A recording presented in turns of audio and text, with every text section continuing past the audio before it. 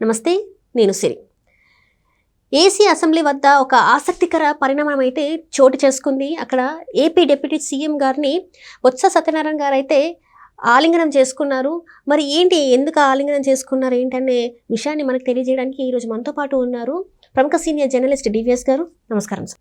నమస్తే సార్, ఇప్పుడు చూస్తుంటే AP deputy CM Pawan Kalyan గారిని వైసీపీ ఎమ్మెల్సీ బొత్స సత్యనారాయణ గారు ఆలింగనం చేసుకున్నారు అసెంబ్లీ వద్ద. సో దీన్ని అసలు ఎలా చూడాలంటారు సార్? అంటే ఇద్దరు రెండు వేర్వేరు ప్రధాన రాజకీయ పార్టీలకి చెందిన ప్రముఖ నాయకులు. ఆయనేమో డిప్యూటీ సీఎం పవన్ కళ్యాణ్, ఇతనేమో మరి శాసన మండలి ప్రధాన ప్రతిపక్ష నాయకుడు. ఇద్దరికీ క్యాబినెట్ ర్యాంక్ ఉన్నది. ఇవాళ బొత్స సత్యనారాయణ మరి మర్యాదపూర్వకంగా కలిశాడా, లేదు రాజకీయ భేటీనా? ఎందుకంటే మనం చూస్తే మన కళ్ళతో అక్కడ మర్యాదపూర్వక భేటీలాగా కనపడవచ్చు, కానీ దాని వెనక మారే రాజకీయ పరిణామాలను కూడా మనం బేరీజ్ వేసుకోవాలి. ఎందుకంటే గతంలో బొత్స సత్యనారాయణ పైన అనేక వదంతులు, ఏది ఆయన పార్టీ మారుతున్నాడని, మొత్తం ఉత్తరాంధ్రలో ఒక పెద్ద బిగ్ షాట్, కుటుంబంతో సహా ఆయన మరి వేరే పార్టీలోకి వెళ్ళిపోతున్నాడు అన్న దీంట్లో ఆయనకి కౌన్సిల్ మెంబర్షిప్ ఇచ్చాడు. శాసన మండలి సభ్యుడిగా ఆయన్ని ఎన్నిక చేశారు. ఆ తర్వాత క్యాబినెట్ ర్యాంక్తో ప్రధాన ప్రతిపక్ష నాయకుడు జగన్మోహన్ రెడ్డి చేశాడు. అంటే బొత్స సత్యనారాయణ వేరే పార్టీలకు వెళ్తాడని ప్రలోభ పెట్టేందుకు కౌన్సిల్ సభ్యత్వం ఇచ్చాడా, క్యాబినెట్ ర్యాంకు ప్రధాన ప్రతిపక్ష హోదా ఇచ్చాడా? సరే, ఇచ్చినందుకు బొత్స సత్యనారాయణ న్యాయం చేస్తున్నాడు. కౌన్సిల్లో మనం చూసాం, ఏది ఆయన మరి మొత్తం వైసీపీ ఎమ్మెల్సీలంతా కూడా ప్రభుత్వానికి కొరుకుడు పడకుండా ఇరకాటంలో పెట్టాలనే అనేక ప్రయత్నాలు చేస్తూ వాళ్ళు ఇరకాటంలో పడుతున్నారు. ప్రభుత్వంలో రోజుకు ఒక మంత్రి వచ్చి అక్కడ ఆ మంత్రి ఫైర్ అవుతున్నాడు. మనం చూసాం, ఒకరోజు లోకేష్ బరెస్ట్ అయ్యాడు. మా అమ్మని తిడితే కూర్చోవాలా సభలో అంటూ నారా భువనేశ్వర్ని ఆ రోజు చేసిన ఘోర అవమానం, దానికి సత్యనారాయణ బొత్స కూడా ప్రత్యక్ష సాక్షి అంటూ ఆ రోజు లోకేష్ నిప్పులు కక్కాడు. అంటే మొన్న కూడా మనం చూసాం, సత్యకుమార్ ఎవరు మంత్రి, ఆరోగ్య శాఖ మంత్రి, అతను ఒకరోజు ఫైర్ అయ్యాడు. ఏది మెడికల్ కాలేజీల ఇష్యూలో. అసలు మెడికల్ కాలేజీలు 17 మెడికల్ కాలేజీలు తెస్తానన్నాడు, తెచ్చానంటాడు, మాట్లాడితే 8,000 కోట్లు అంటాడు. అసలు ఆయన ఖర్చు పెట్టాల్సిన వాటిల్లో 800 కోట్లు ఖర్చు పెట్టలేదు.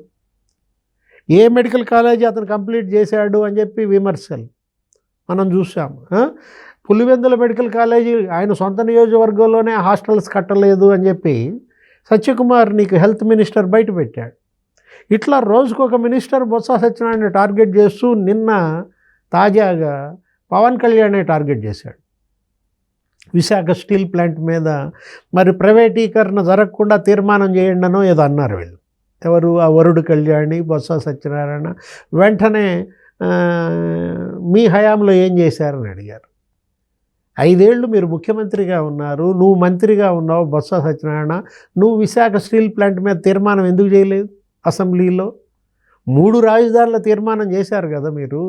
మరి స్టీల్ ప్లాంట్ ప్రైవేటీకరణ వద్దు అనే తీర్మానం మీరు ఎందుకు కేంద్రం నుంచి చేసి పంపలేదు? అంటే అప్పుడో విధానం ఇప్పుడో విధానమా అని యనమల రామకృష్ణుడు కూడా నిలదీశాడు. పవన్ కళ్యాణ్ అయితే అసలు మరీ ధ్వజం ఎత్తాడు, ఏది విశాఖ స్టీల్ ప్లాంట్ ప్రైవేటీకరణ జరగదు, జరగనివ్వం. అదే మాట కేంద్ర మంత్రి కుమారస్వామి వచ్చి స్టీల్ ప్లాంట్ దగ్గర ప్రకటించాడు.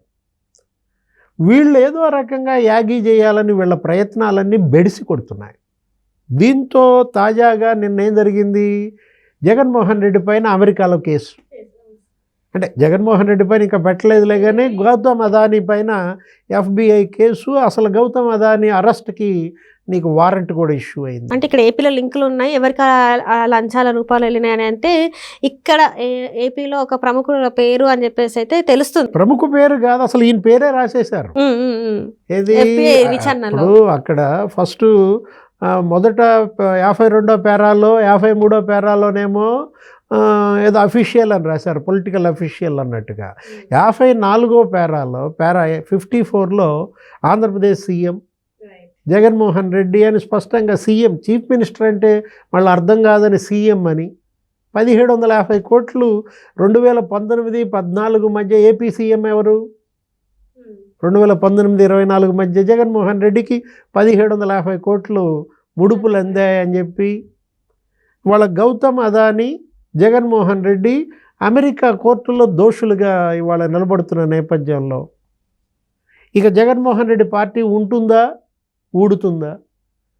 అంటే ఇక్కడ ఇప్పుడు దాకా ఏంటి మనం ఏమనుకున్నాం, ఇక్కడ సిబిఐ కేసులు, ఈడీ కేసులు అనుకుంటే ఇప్పుడు ఏకంగా అమెరికాలో FBI కేసే జగన్ పైన మరి నమోదైతే బొత్స సత్యనారాయణ వాళ్ళు పవన్ కళ్యాణ్ కలవగానే నీకు జనానికి ఏమనిపిస్తుంది? జంప. బొత్స సత్యనారాయణ ఇంకా దూకటానికి సిద్ధంగా ఉన్నాడా? ఇంకా ఈ పార్టీని నమ్ముకుంటే, జగన్మోహన్ రెడ్డిని నమ్ముకుంటే ఇక నట్టేట్లో చిడతలు కొట్టడమే. అంటే ఆల్రెడీ బొత్స సత్యనారాయణ మీద ఒక ఆరోపణ అయితే ఉంది సార్. ఎందుకంటే మనం అప్పుడు చూస్తే ఎలక్షన్స్ ముందు టీడీపీలో జాయిన్ అవుతున్నారు అని చెప్పేసి ఎవరైతే ఒక టీవీ ఇందులో చెప్పారు, పీకే గారు బొత్స డీలింగ్ చేస్తున్నారు వెనకాల, పార్టీ మారేందుకు అని చెప్పేసి కూడా అతను మాట్లాడడం జరిగింది. అంటే ఇక మునిగిపోయే ఓడ మరి దూకేయటానికి సిద్ధం. ఇప్పుడు నిన్న పవన్ కళ్యాణ్ ఆయన కాన్వాయి వెహికల్ ఎక్కడానికి వస్తున్న దీంట్లోనే నీకు పెద్దిరెడ్డి రామచంద్రారెడ్డి ఉన్నాడు అక్కడే, ముఖం చాటేసి పక్కకి వెళ్ళిపోయాడు. ఎమ్మెల్యేలు ఉన్నారు, వైసీపీ ఎమ్మెల్యేలు నామినేషన్ వేయటానికి వచ్చిన వాళ్ళంతా పవన్ కళ్యాణ్ని చూసి పక్కకు తప్పుకొని వెళ్ళిపోయిన వాళ్ళు మరి బొత్స సత్యనారాయణ నిలబడటం, షేక్ హ్యాండ్ ఇవ్వటం, పవన్ కళ్యాణ్ ఆయన హగ్ చేయడం. నీకు గతంలో కూడా మనం చూసాం, బొత్స సత్యనారాయణకి పవన్ కళ్యాణ్కి ఇద్దరికి కూడా మధ్యవర్తి. ఇప్పుడు బండ్ల గణేష్కి దేవుడు ఎవరు? పవన్ కళ్యాణ్. బండ్ల గణేష్కి మరి బ్రదర్ ఎవరు? బొత్స సత్యనారాయణ. అసలు బొత్స సత్యనారాయణ డబ్బులతోనే సినిమాలు తీశారన్న నీకు మనం మీడియాలో కూడా చూసాం, విన్నాం. ఇలాంటి పరిస్థితుల్లో మరి పవన్ కళ్యాణ్, బొత్స సత్యనారాయణ ఇద్దరు ఏకం చేస్తాడా బండ్ల గణేష్? అనేక రకాల ఊహాగానాలు. ఇద్దరు రాజకీయ నాయకులు కలిశారంటేనే నీకు దాని వెనక చర్చలు, మరి బొత్స అడుగులు ఎటు పడతాయో చూడాలి.